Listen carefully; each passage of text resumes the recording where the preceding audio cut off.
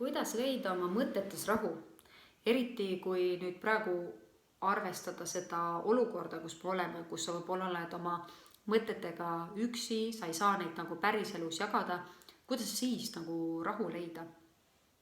Ma arvan, et jällegi on hästi oluline teha kaks asja. Esiteks kaardistada, mida ma kardan, miks ma kardan, kus saab minu hirm toitu, mille arvelt rahu minu sees peab nälgima.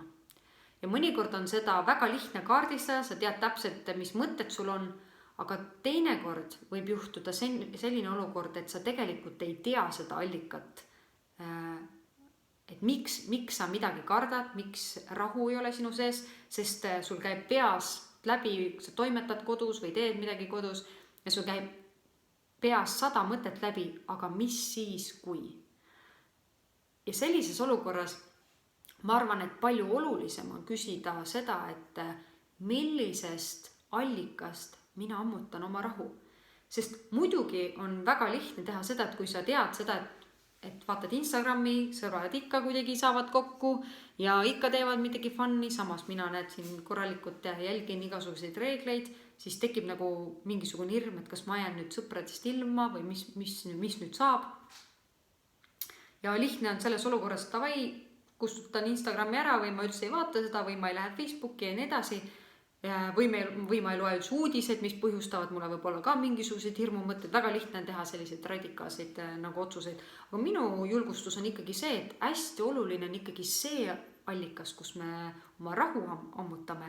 Et kui ma olen midagi väga täis, niimoodi, et see hakkab meist üle voolama, siis tegelikult muud asjad ei saa ligipääsu meie elule. Kui me oleme rahu täis, siis tegelikult see hirm ei saa ligipääsu meie elule. Ja tegelikult naljakas on see, et on üks kartus, mis ei ole destruktiivne ja see on Jumala kartus. Jumala kartusel on selline omandus, et ta joondab meid Jumalaga. Ta seab meid Jumalaga ühele lainele ja sellega huvitaval kombel kaasneb vabadus, samas kui hirmuga kaasneb segadus, murtus, murekoormad, võib-olla isegi hirmuunenäod, mured tuleviku pärast. Ja võib-olla hea indikaator on see, et keda mul on täna lihtsam karta, nii-öelda karta. Kas Jumalat, ehk siis kas mul on täna lihtsam usaldada Jumalat, et ta täidab seda tõotust, et ta lubab olla minuga iga päev minu kõrval, mitte kunagi jätta, või mul on täna lihtsam usaldada neid olukordi enda ümber. Väga lahe on see, kui sa oled regulaarselt piiblit lugenud ja sa tegelikult oled õppinud ka tundma Jumalat ja sa tead, et ta ei jäta mitte kunagi sind hätta. Sul on kindel veendumus, et ta ei jäta sind kunagi hätta. Aga kui sul täna ei ole, siis ma julgustan võib-olla piiblist otsima üles need kirjakohad, kus Jumal ütleb seda, et ma annan oma rahu sulle.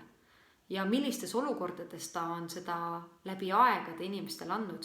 Piiblist leiab väga palju lugusid, kus inimestel pole mitte mingit põhjust kindluseks ja rahu mõteteks. Ja Jumal on ometi seda kinkinud väga keerulistes olukordades. Et tee piibliga tööd. Ja ma arvan, et seda, et kui sa kardad Jumalat, siis mitte midagi muud sa oma elus enam kartma ei pea.